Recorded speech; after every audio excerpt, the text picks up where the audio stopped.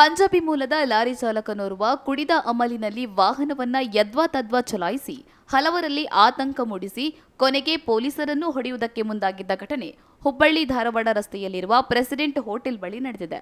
ಧಾರವಾಡದಿಂದ ಬರುತ್ತಿದ್ದ ಲಾರಿಯು ಬೈರಿದೇವರಕೊಪ್ಪದಿಂದ ಬೈಕ್ ಸವಾರರಿಗೆ ತೊಂದರೆ ಮಾಡುತ್ತಲೇ ಬರುತ್ತಿದ್ದಾಗ ಪ್ರೆಸಿಡೆಂಟ್ ಹೋಟೆಲ್ ಬಳಿ ಪೊಲೀಸರು ತಡೆದಿದ್ದಾರೆ.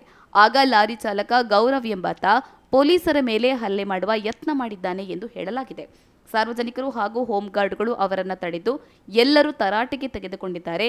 ಕರ್ತವ್ಯಕ್ಕೆ ಅಡ್ಡಿಪಡಿಸಿದ್ದಲ್ಲದೆ ಕುಡಿದ ನಶೆಯಲ್ಲಿ ವಾಹನ ಚಲಾವಣೆ ಮಾಡಿದ್ದರಿಂದ ವಿದ್ಯಾನಗರ ಠಾಣೆ ಪೊಲೀಸರು ವಾಹನವನ್ನ ವಶಕ್ಕೆ ಪಡೆದು ಚಾಲಕನನ್ನ ಸುಪರ್ದಿಗೆ ಪಡೆದಿದ್ದಾರೆ. ತಡರಾತ್ರಿ ಈ ಘಟನೆ ನಡೆದಿದ್ದರಿಂದ ಕೆಲಕಾಲ ರಸ್ತೆ ಸಂಚಾರಕ್ಕೂ ಮುಳುವಾಗಿತ್ತು.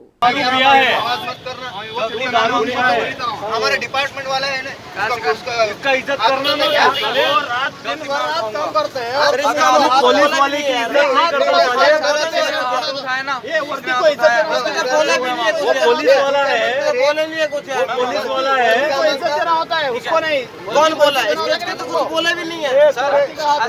कुछ ट्रैफिक वाले भाई आराम से बात करिए।